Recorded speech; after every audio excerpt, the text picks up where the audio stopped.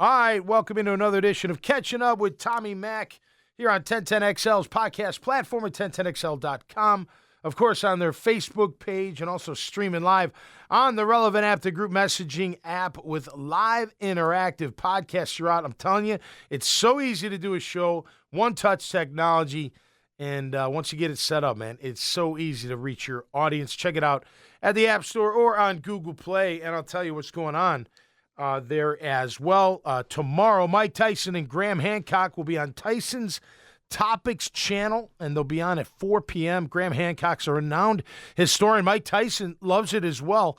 They're going to go at it in person, so you'll catch them on video and audio on the Tyson Topics channel. Make sure you check out the Jaguar Fanatics channel, De Lugo on Duval twice a week. Men and Teal on Tuesdays, Duval Vibes, which I'm on Tuesday nights at 9. Teal with It and Spittin' Jags, all podcasts on the Jaguar Fanatics channel.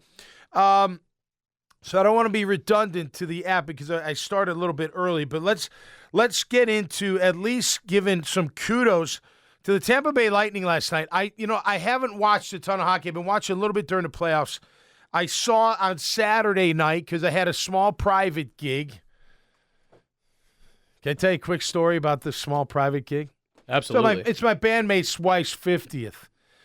Great couple, beautiful, just great. So we're out back, and we're just going to play like 5-6 songs. We don't have our bass player or our drummer. So we have a drummer that literally just listened to the songs that we're going to play and gets in the drums, and our bass player's blind. Phenomenal. Both of them were absolutely incredible. Let's go. It was incredible. That's phenomenal. Flat, yeah. Great and my stuff. dumb ass, because I forgot, right, I tried to give him a fist pump after, like, the first song. But right away, I was like, Tom, you stupid. Come on. So then I get in his ear. I'm like, that was a great job, man. Great job. But, yeah, it was. Anyway, so some guy, I'll call him a jackass, some guy in the crowd. Now, this is a 50th birthday party. Can you play something from this era? Like total wisecrack. I think we just played we played 2 songs. I said, yeah, have you heard this song about your mother? You're not going to like it, but it's a great song. He got up and walked away. I think his That's friends phenomenal. did too. I don't think he was too happy. I was pretty pissed. I was like, shut up. Like, come on. Why would you? It's a private party, man. This ain't, you didn't pay for us to be there. For a 50th birthday, bro? Yeah, we did American Girl, and we ended with, we did a great rendition of Gloria with the Doors. That's Kind cool. of throw the Doors and Van Morrison in together. It's kind of fun. It's like, Anyway. why would you? It's a 50th birthday. I know, party. Why, I know. why are you gonna play music for a 22-year-old? We should have played Mama Kin right after. That would have been good. Anyway, it was a fun weekend. Had a graduation party for my daughter Kelsey on Friday with family and friends. Had a blast, and of course, I heard you Father's guys Day got a was keg. awesome. We did get a keg, and I'm a little. I returned Did you run a it. couple of keg stands, Tommy? Yeah, I did. Let's I'm not gonna lie. Yeah, That's what yeah. I need to hear. Yeah. I can't say who else did, but I did. Okay. Absolutely. Yeah. I did for sure. But I had to return the keg. It was like half full still. Very disappointing. And it wasn't because of my lack of effort, because that's all I drank that night. Oh, I'm sure. Was sure. It was Yingling too. It was good beer. Ooh, It's good beer. Yingling for a keg stand could be tough though, It was kind of tough. because it sits heavier than the light beers. Yeah, would. but light beer, I don't know. I need some oomph in my beer. But anyway, so I sat down to watch the Lightning last night, and I watched them. That's right. I watched them Saturday night from Mellow Mushroom because on our way home, because we didn't eat at the party, we stopped. And I'm like, holy cow, it's a blowout. It was like 6-0. Like they got killed. Colorado crushed them, so now they're up 2-0. So obviously they got to win last night. I'm not going to talk a lot about the game, but I'll tell you this: they got physical. And that's why they won that game. They finally started. Man, you gotta be physical. And by the way, the check in the back, I can't believe you can do that.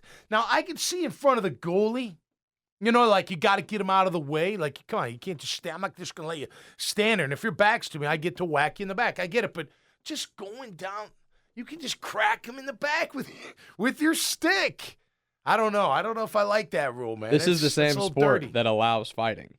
Oh, So- I love all that. It just, I don't know, whacking them in the back. But anyway, and I know they're concerned because you get hit in the board, like near the board in the back, and your first reaction is your head's going first. So, But nonetheless, Avalanche are technical like crazy. They pass the ball. The ball. They pass the puck phenomenal. But, hey, hats off to Tampa. They're back in it, all right? Now I'm in. Now they got me in, so I'm going to be watching every game from now on, I think. I'm not, I'm not going to sit here and pretend I watch every hockey game. Yeah, I don't. no. But from when I've watched hockey, it's pretty much always been playoff hockey, first of all, which is phenomenal. Yeah. Some of the best sports you can watch is playoff hockey. Yep.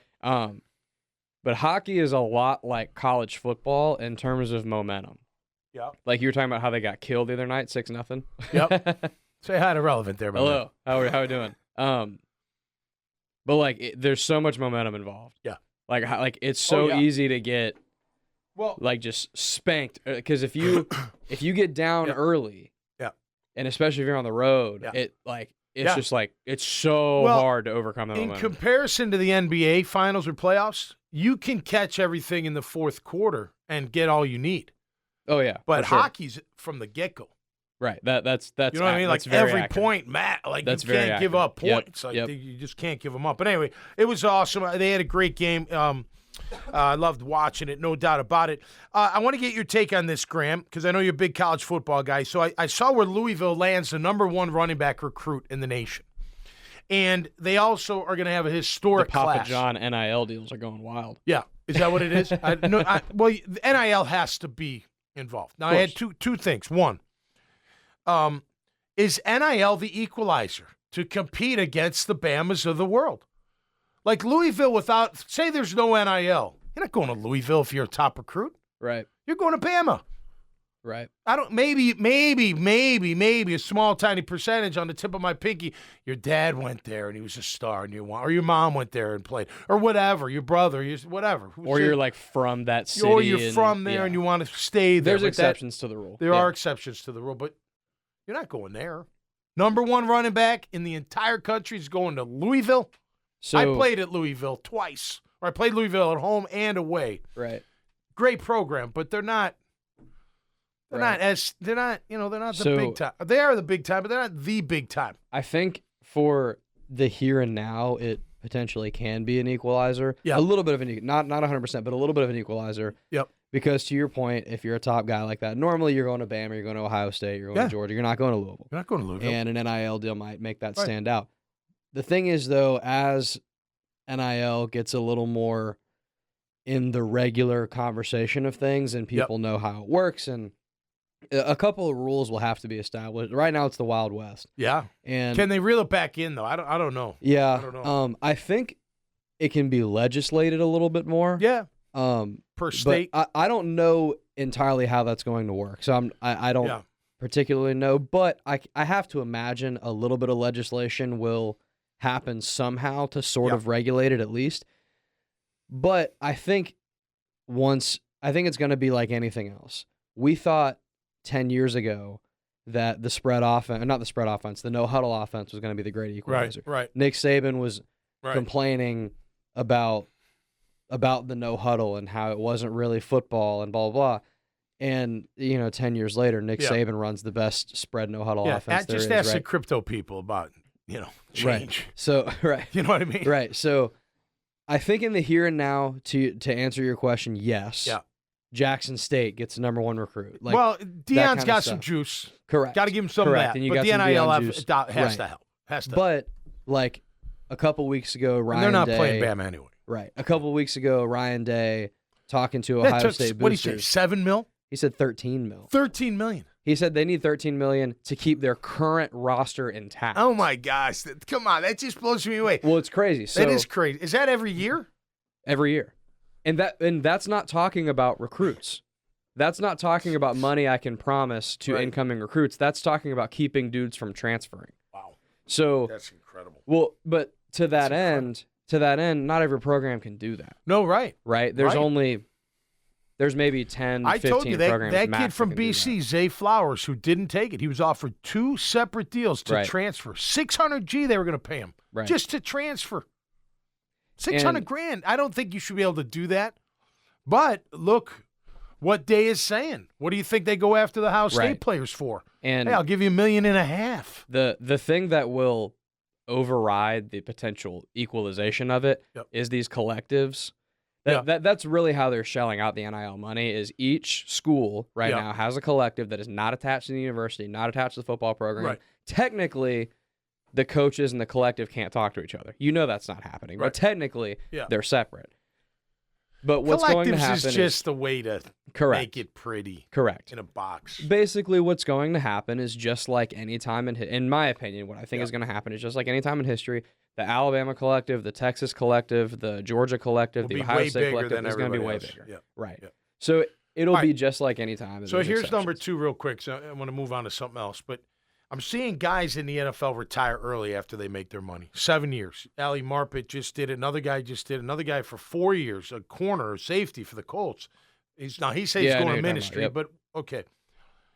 Well, if you come out of college with a few $1 million and you don't want to go play, right, you're off to a great. Now it's not $10 million or $30 million or maybe $100 million if you're that top player. But you got to wonder, does that trickle down? Do people leave college saying, you know what, I don't want to play football anymore? I made $5 million. The other part of that, $3 million. The other part of that is in college. Not only is it that you're literally making money, but with the desire to make money in college now, these guys more than ever are learning how to build their own brand. Oh yeah. So or they have people building it for them. Correct. Yeah. So in college. But that never mattered before. Yeah. Right? No, right. In college now, because of NIL, if I spend 3 years at a university and I'm a really good, legit, nationally relevant player for 2 of those years, okay? Yeah. And I'm building my own brand. Which is probably about $2 million, depending on school, a year. Right. Correct. If you're at big school, if you're a top player, you're probably making $2 million a year, which is if I'm smart, that's incredible. And if I'm smart in college and I have I'd smart be dead people if I made around $2 million. I would. I'd bet dead. Right. If I'm smart in college and I'm on scholarship, basically everything is paid for through the football team anyways, with the exception of some spending money and stuff. If I'm smart, I'm going to put away almost all of that. Yeah. And then not only that, but I've now built my own brand. I know I have a little bit of a better idea how business works. Yep. I have a little bit of a better idea of who I am outside of football. Yeah. And then I go into the league. I'm really good for 6-7 years, to your point. Yeah. I've made at least one buku contract. Yep. That second contract. Or even not with today's salaries. You don't really have to. I think it's just as much not only how much have I made, yep, but it's also I know who I am outside of football. Yeah. And I'm comfortable retiring and going and doing something else. Yeah. Because I don't have this. It just depends where you're at and what your lifestyle is and what you're going to do. Correct. Right? The biggest thing is I think a lot of guys, I didn't play, so I wouldn't know, but just from like watching podcasts, hearing people talk, whatever. Yeah. For a lot of guys, there's a big identity crisis when you retire from football. Oh, totally. Who the hell am I? All I've ever done is play football. No, your purpose. You got to find your purpose. Correct. And these guys are finding that purpose so much earlier. Yeah. So I think that's a big part of it. Yeah. It's the money, but it's also if you knowing, can walk and you're comfortable walking, you made enough money that you don't have to worry about. You're healthy. And you're healthy. I don't blame you. But I don't know. I easier said than done because I wasn't in that position. But I'd like to think that I'd play till the wheels fell off, till I couldn't play anymore. And just because that glory, you can't replace. I don't care. Money's fantastic, but the glory's everything. Right. It's glorious. It's just like the accomplishment, all the work, all the everything, and then you're out there giving it your all, and especially when you're winning, it's like, and the crowd's going crazy. It's like you can't find that anywhere else. Do you ever watch become a rock star, which most of you aren't gonna? Do you ever watch like The Pivot or I Am Athlete or any of those podcasts? I love. I could watch those. Yeah, forever. they're great. They're great. Down to earth. Cam Newton was on The Pivot a couple weeks ago, and they were talking to him about all that stuff, and they were talking to him about continuing to play or trying to play it. Did he admit to getting paid by Auburn? He did not. Did they ask him? I didn't see that interview. They didn't press it. Because that was, if you remember, that was the rumor. And I remember the number. Between it was Auburn 180 and Mississippi grand. State. Yeah. It was between those 180 two. grand, right? And he went to Auburn. Now, I don't know where that 180 grand went. Did it go into a trust? Did it go to his family? Did it go to him? Who knows? The rumors are his dad was basically his agent. What do you think it'd be today for him? Can you imagine Cam Newton right now? He'd get 10 mil. Yeah, you're thinking about He'd get Cam 10 mil. Newton, How about Tebow? He'd get 10 mil. I mean, you just can't. When Trevor Lawrence was at Clemson. It's unbelievable. Right. Come on. Yeah, right. Whew. Unbelievable. Well, listen, again, I'm all for the money. And I said it earlier. I'll take the money. Legally, illegally. You want to pay me to play football? Pay me. Absolutely. Show me money. Oh, I will have no regret whatsoever. No doubt about that. All right, interesting, and I'll go through it real quick for the my friends at 1010 here and on Facebook. I didn't realize, so I've been saying that Goodell makes the call on Deshaun Watson. He does not, I learned today through, I think it was from Pro Football Talk. In the old CBA, he did. Disciplinary action lied with Roger Goodell, the commissioner. In the new CBA, it's decided by a disciplinary officer that was jointly appointed by the NFL and the NFLPA. Did you know this, Graham? I didn't know this. And it's a U.S. district judge named Sue Robinson. I don't know her, but she'll have the final say. Now, they can appeal and all this stuff from her ruling, but she'll have the decision whether he gets suspended or not. I say suspend him for a year. And I think they know that's – I feel the Browns know that's coming because of the contract. They didn't pay him just $1 million this year out of coincidence. No, right. You're not going to pay him that mega deal, and the first year is only $1 million. No, right. You know something, right? No doubt. It was an insurance policy. Yeah. It was so to your point when at the beginning of the show, talking about like how are the Browns that stupid? I think the Browns basically just said, or look, they're that smart. They're just going to work their system. Yeah, I think they just said we're comfortable with him getting suspended for a year if that's the case. Now, of course, the big risk you're taking though after that is now he's been out of football for 2 years. Yeah. But he's been practicing and what he can throw the ball. He's around. He's fine. More than likely he's still young. Correct. More than Very likely young. he's still Deshaun Watson and he's ridiculous. Yeah. Even if he's three-quarter Deshaun Watson, you take him. Maybe not for that money. And if you think about it, there's got to be something in there for 2023 if he doesn't play. Like, he doesn't get everything else. There's got to be. They can't be that, like, lunatics to think that they can control this situation. Because that's what it feels like. Almost feels like a mafia deal. You know what I mean? Right. That'll pay him $1 million this year. It'd be no big deal. You know what I'm saying? Like, who cares? If he gets suspended, he's suspended. Yeah. The problem is their backup plan, Baker, doesn't want to play for you anymore. So forget about him. I don't know who their backup is after that. But anyway, look, again, I think you let him go for a year. Let him clean everything up if he can. I don't know. And then the prosecutor that came out and said, hey, just because we didn't convict him or press charge or whatever, indict him. I think the indictment is correct. Doesn't mean he's exonerated. Like, that was kind of a weird thing. That came from the criminal side. This thing's just weird. I don't know. What a fetish. If you had a crystal ball now of how this all plays out, what do you think it would say? He's out for the year, and he plays 2023. That's kind of how I think. And I think they're going to be the ones that look smart because they knew it. Yep. I think he'll get suspended for a year. It's a little bit of dirty pool. Right. You know, they know stuff. They have to know. It's 32 billionaires. You know what I mean? It's their league. It's them. Right. They may have a judge deciding it, but I don't know. You never know what. I think he'll be suspended for a year. He'll pay out some crazy number in a civil suit to all the people that have come out. The 24, I think it's up to 24 now. I mean, they can't go back criminally. They correct. They didn't do it. So correct. So he'll pay some crazy settlement. He'll be out of football for a year. 2023, he'll play. He'll train all year. He'll throw balls. They'll find him receivers. They'll run play. They'll figure it out. Figure it out. But interesting on that one. Debate going on nationally. Manning is better than Brady, says Bart Scott. Did you see that? I did see that. And Bart said, Brady's part of the system and everyone around him, and Manning's the. So what decides that? Stats or Super Bowls? I'll take the Super Bowls. And the stats are pretty damn good, too. It's not like, Tom Brady doesn't have incredible stats. Now, if you want to go better passer, whatever. I don't know. It's funny how we change how we look at quarterbacks. I thought it was all about the numbers, right? Not the stats, the number of Super Bowl wins, the number of clutch wins, the number of come from behind wins. Not how many listen, yards to me are so overrated. If you take, and this is not a shot on Trevor, so don't take it this, But you take his yards last year at 3,400, you could probably take 100 off each game.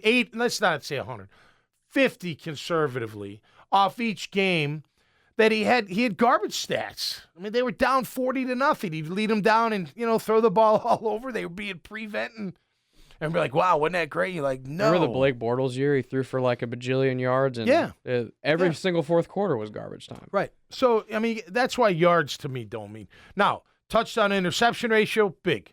No doubt. Wins and losses, big. No doubt. I think also as long as, unless it's like a Gardner Minshew situation where he's like captain check down and throws a lot of short little passes that don't really go anywhere. Well, that's a good argument because look at his stats. True. Put him up there. That's true. Against guys his same era or age, and he's up there. So completion percentage is a big one to me. Yeah. If you're actually throwing the ball downfield, completion percentage is big. Then yards per attempt matters. I think yards per, because if you're checked out, it's like 5. But if you're throwing it down the field, it's 8, 9, 10. Right. Then you're taking chances. I agree with you on that one. So if it's low yards per attempt, I don't care about the percentage. Just like if it's high yards per attempt, then the percentage means something to me anyway. Just like touchdowns is a stat, interceptions is a stat. I care more about how they look together. Yeah. Same thing. Yeah. Yards per attempt. Yep. Completion percentage. I care about how those look together. Yeah. You can have a crazy high completion percentage. Yeah. But if you're just checking it down every play, I don't care. Who cares? Like you can have a crazy high yards per attempt, but if you're not completing them, I don't care. How do those look together? Right. So I think those two stats relative to each other. TD interceptions and wins losses. Yards don't matter. Who cares how many yards you throw for? I mean, you throw for 5,000 yards, okay. I get it. That's massive, right? Like Drew Brees would throw for 5,000. He'd throw it all over the place with high completion percentage.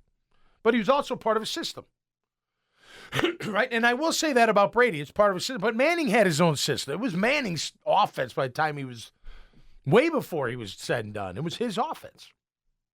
Anyway, the debate will go on. I'm going to wrap it up with this. I noticed also on Pro Football Talk, Mercedes Lewis going into his 17th season in the National Football League as a tight end. He ties Tony Gonzalez and Jason Witten for the most seasons played in the NFL as a tight end. And he wants number 18. So he's got 2 more years to go. I hope he does it. Excuse me. They should have never let Mercedes walk. I've said this story before. The Super Bowl, they let him walk. I was at a party, and I ran into him. I said hi to him. He didn't recognize you right away, but when I said my name, he's like, "Oh yeah." I said, "Man, what? Why'd they leave?" He's like, "Bro, I did not want to leave." I'm like, "Well, at least you're going to Green Bay." He was upset about it, too. He was. He not. He didn't think they handled it well. They didn't. And they didn't. He was right. This is what I never understood, and I'm looking forward to seeing Doug Peterson with his tight ends because for years after Coughlin, never went to the tight end. It was bizarre. Like, Mercedes 1 year, early in his career, 10 touchdowns. I'm like, all right. The 2000, they never went to him. Like, season, the next year, you're like, what in the hell are you doing? He's 6'7". He can move. He can run. Now, granted, he doesn't run. He didn't run like Kelsey, but he ran pretty well enough. And I'm sorry, at 6'7", inside the red zone, guess who I'm going to? He did. Mercedes Lewis. Just to play devil's advocate, he did have some drop issues at one point. Yeah. Okay. And then, fair. But he fixed those pretty quickly. Yeah, but they never.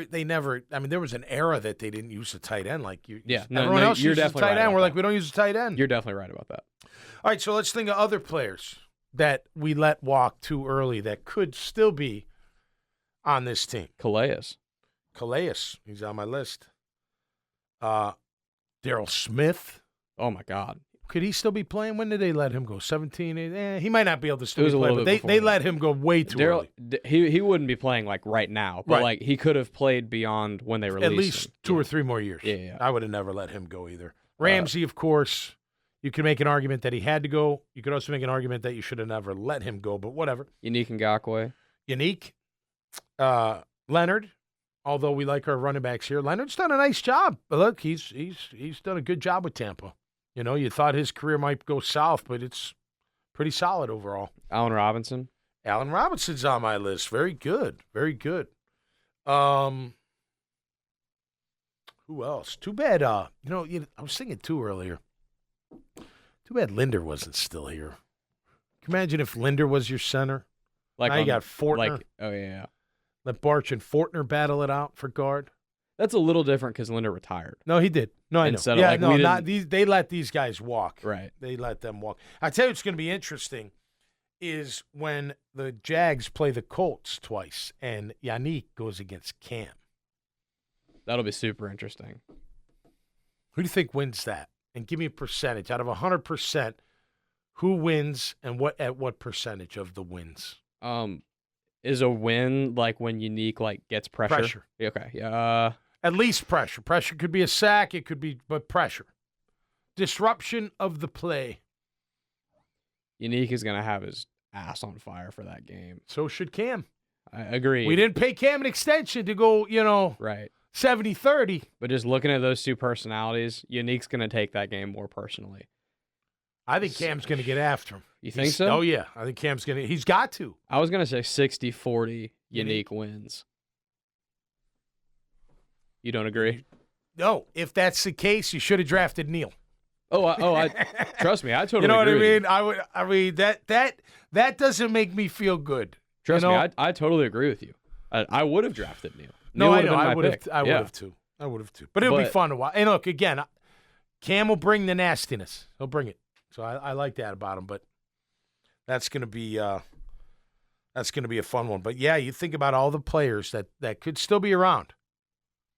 Forget Darryl Smith. He couldn't be around, but the rest of them could still be here playing. And I understand that, of course, it's a business. Of course, you have to make financial decisions. Of course, you can't always keep around every player. But my problem is they've always kept the wrong players. We just compiled a list of a bunch of guys they could have kept around that could have contributed. Yep. You could also make a list of guys they kept that they shouldn't. Yeah. So it's like the problem is they always make the wrong choice. Yeah, well, unless I just thought about it, Yannick was a different situation because he should have taken the money. Absolutely. He never made up for the money. Absolutely. Still. Well, maybe Correct. he has now after, still playing, but he'll never make up that. No. That was a good chunk. He was going to get like 17, 18 million. And he ended up getting 13 or 11 or something like that. I think it was the Jaguars wanted to pay him 18 and he wanted 20. Yeah, right. Something like that. Yeah. Yeah. Him and Calais, they're still here. He was good. Yannick was a good player, man. He could rush a passer. I'm looking forward to seeing what he can do. Because you still would have had Josh Allen, too. What's that? You still would have Josh Allen. And Josh had his best year with Yannick. They were unbelievable. They were unbelievable. Well, and Calais being there, too, was big. And I'm sure you'll agree with me on this. And a big reason that I think Calais should still be here. Yep. The veteran leadership he brought was so important. Yeah. And so underrated. Although I heard, and we got to go because I know this is over, we're long, but I heard the young guys were tuning him out after a while. Like the Ramseys of the world. Yeah. I heard that group they didn't appreciate him as a veteran. I know like our veterans, you might look up to him, but it was just to respect that they've done it, you haven't. You should listen to him. What I miss about Calais is him being in the backfield all game long for the most part. Yeah. That's what I miss. That disruption. He's a disruptive player, and he still was disruptive with Baltimore when you let him go. Yeah. And he's still back there. He's still going to play another year. So we'll see. You know what? If our defense, like I said, I think our front seven's a strength. If they show up and they play at a high level, we'll forget about all that. Who cares, right? New era, agreed. Doug Peterson era, and he's building that defense. Mike Caldwell, the whole deal. So it's good. I think they're going to be a strong unit. All right, that's going to do it for me on a Tuesday. Catching up with Tommy Mack here on 1010XL's podcast platform at 1010XL.com. Also on Facebook and also streaming on the relevant app, the group messaging app with live interactive podcasts. Hey, this show, Catching Up with Tommy Mack, brought to you by our friends at Goodfellas Cigar Lounge and Spirits right there on St. John's Bluff Road. All throughout the day, at night, great entertainment. They got a pool table that's top-notch. All types of cigars. I don't even smoke cigars, but I like hanging out there. My friend Scott has done a great job and turning that thing around and making it a cool cigar lounge. So check that out right there at St. John's Bluff Road. Just, south of Beach Boulevard. All right, until next time, stay safe And be cool out there, and we'll see you right here on Catching Up with Tommy Mack. Peace.